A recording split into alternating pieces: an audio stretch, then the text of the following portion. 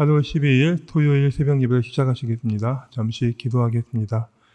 하나님, 오늘 하루의 첫 시간을 주님께 드립니다. 이 시간 주의 말씀을 통하여 우리 삶과 우리 인생 가운데 하나님 말씀으로 살아가는 그런 힘과 능력을 우리에게 부어 주시옵소서. 이 모든 거 예수님의 이름으로 기도드리옵나이다. 아멘. 오늘 말씀은 구약 성경 예레미야 18장 13절부터 23절까지 말씀입니다.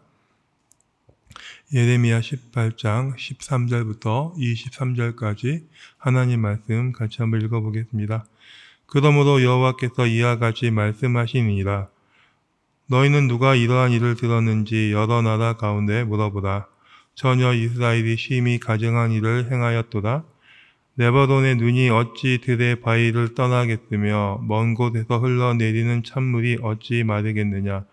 무릇 내 백성은 나를 잊고 허무한 것에 분향하거니와 이러한 것들을 그들로 그들의 길 곧 그 옛길에서 넘어지게 하며 곁길 곧 닦지 아니한 길로 행하게 하며 그들의 땅으로 두려움과 영원히 웃음거리가 되게 하리니 그리로 지나가는 자마다 놀라서 그의 머리를 흔들리라.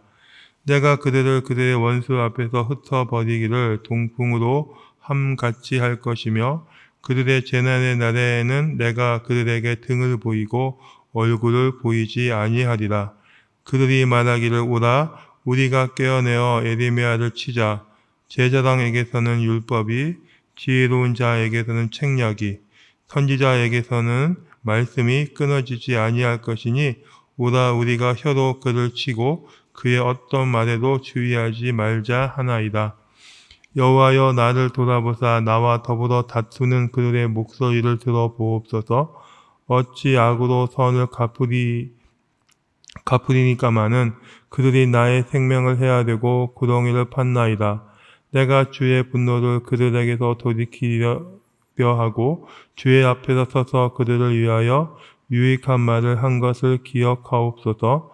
그리하온즉 그들의 자녀를 기근에 내어주시며 그들의 칼의 세력에 넘기시며 그들의 아내들은 자녀를 잃고 과부가 되며 그 장정은 죽음을 당하며 그 청년은 전장에서 칼을 맞게 하시며 주께서 군대로 갑자기 그들에게 이르게 하사 그들의 집에서 부르짖음이 들리게 하옵소서.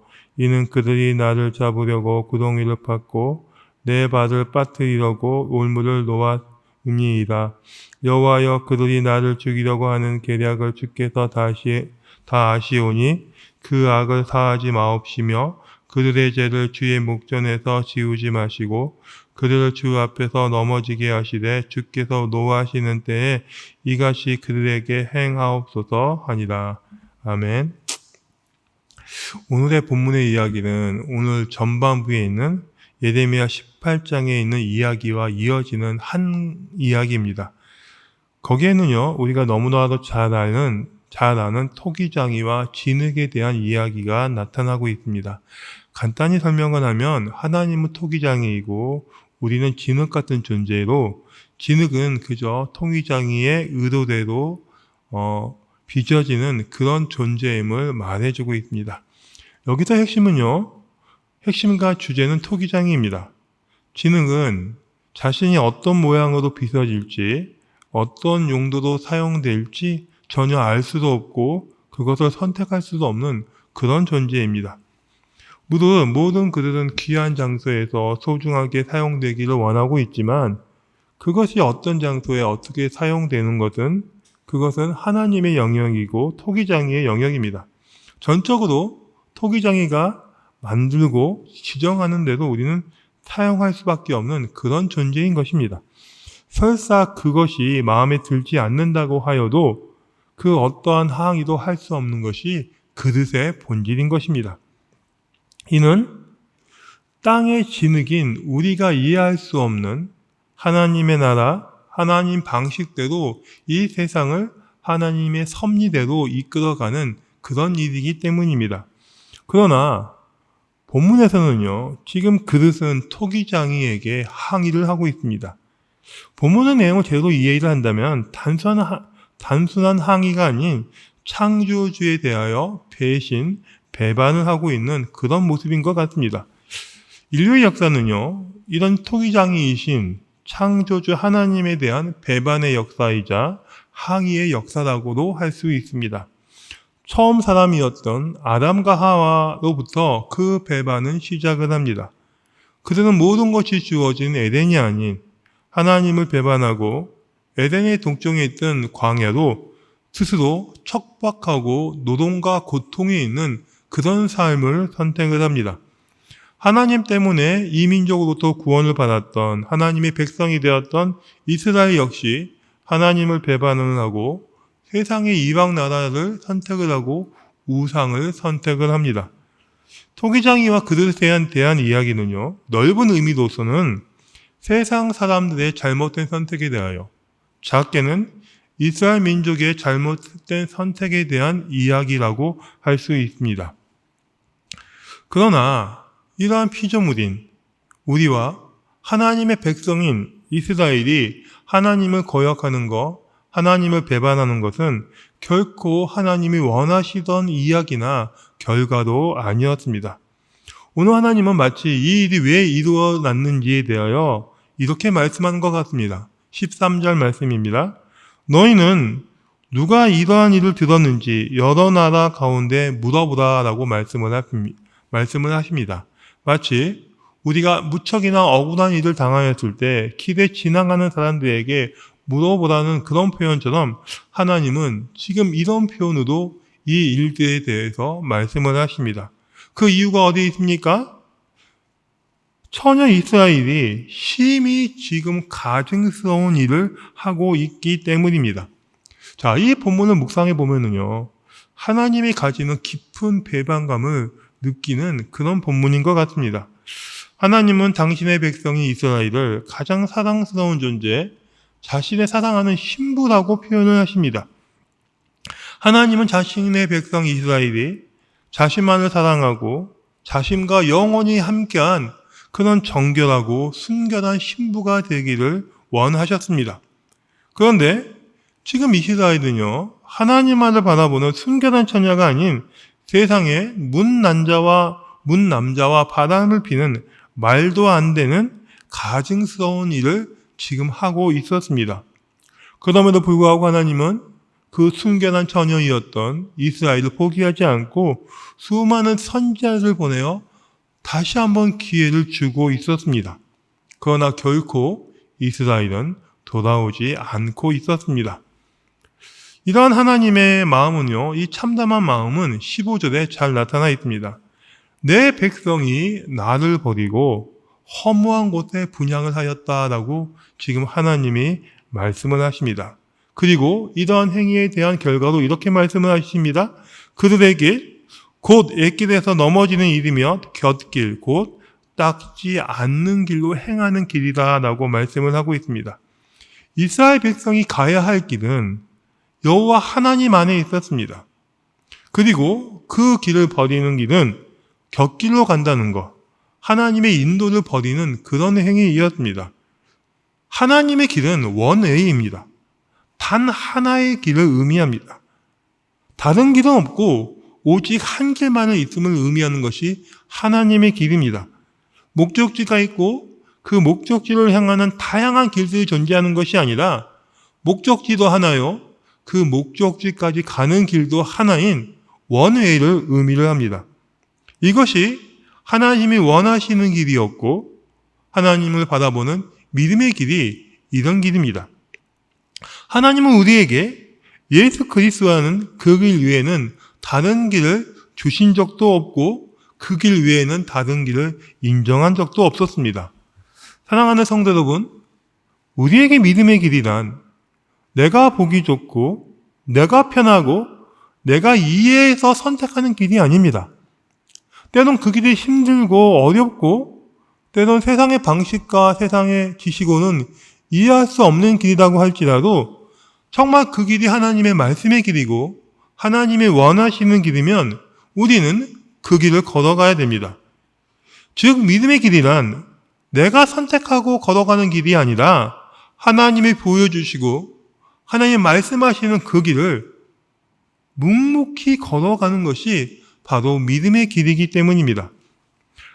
하나님은 이런 하나님의 길, 믿음의 길이 아닌 곁길로 걸어가는 신부인 이스라엘에게 하나님의 심판을 내릴 수밖에 없었습니다. 16절 이렇게 말씀을 하십니다. 하나님은 곁길로 가는 이스라엘을 땅의 두려움과 영원한 웃음거리가 되게 하겠다라고 지금 말씀을 하고 있었습니다. 그리고 이러한 심판의 결과로 그것을 지나가는 사람들이 머리를 흔들 것이다 라고 또한 말씀을 하십니다. 무슨 말씀입니까? 이러한 심판의 결과로 멸망한 예루살렘을 보고 지나가는 사람들이 머리를 흔들 것임을 말해주고 있었습니다.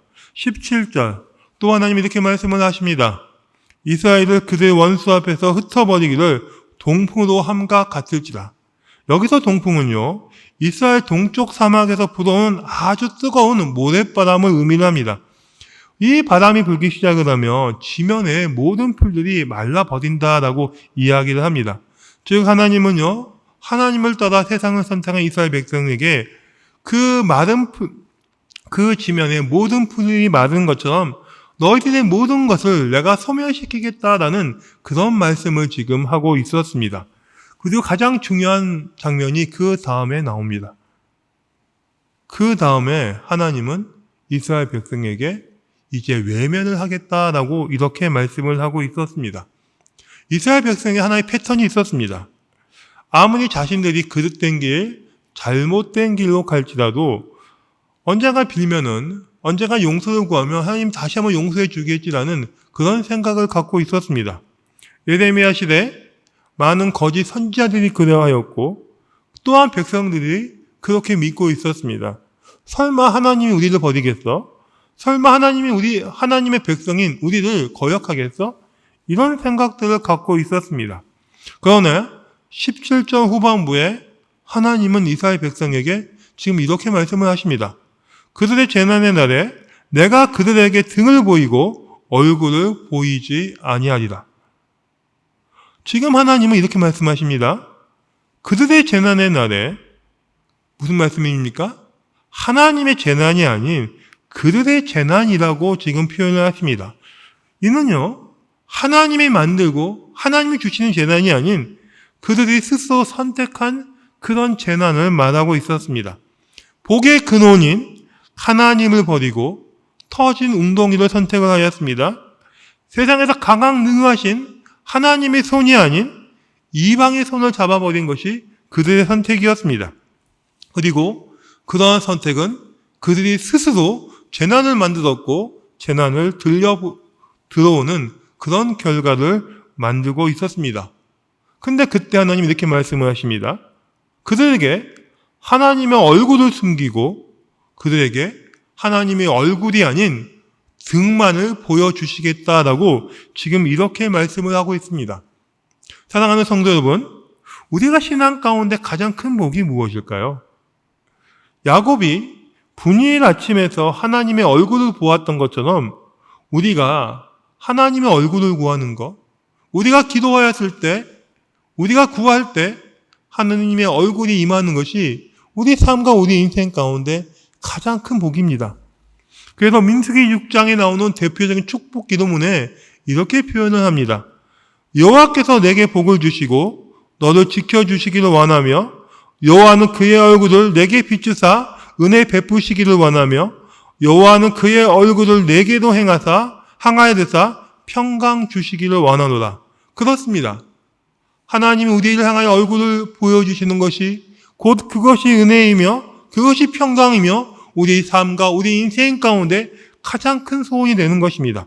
그런데 오늘 하나님은 재난이 닥쳤을 때, 그리 스스로한테 그 재난이 닥쳤을 때 하나님의 얼굴이 아닌 하나님의 등만을 보여주시겠다라고 지금 말씀하고 있습니다.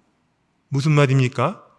하나님이 이제 하나님의 백성 이스라엘에 그리 어떤 일을 하든지 어떤 상황에 있든지 어떤 문제가 있든지 하나님이 외면하시겠다라고 지금 말씀을 하고 있기 때문입니다.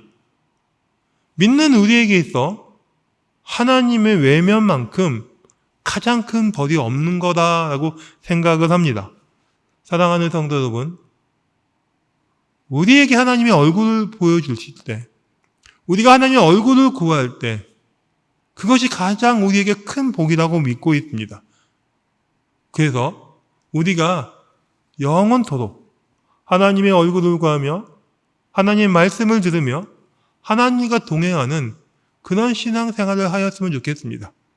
오늘 이스라엘 백성처럼 하나님을 떠나 터진 웅덩이, 하나님의 강한 손이 아닌 이방의 손을 잡았을 때 어쩌면 우리를 향하신 하나님의 외면이 있을 수도 있습니다.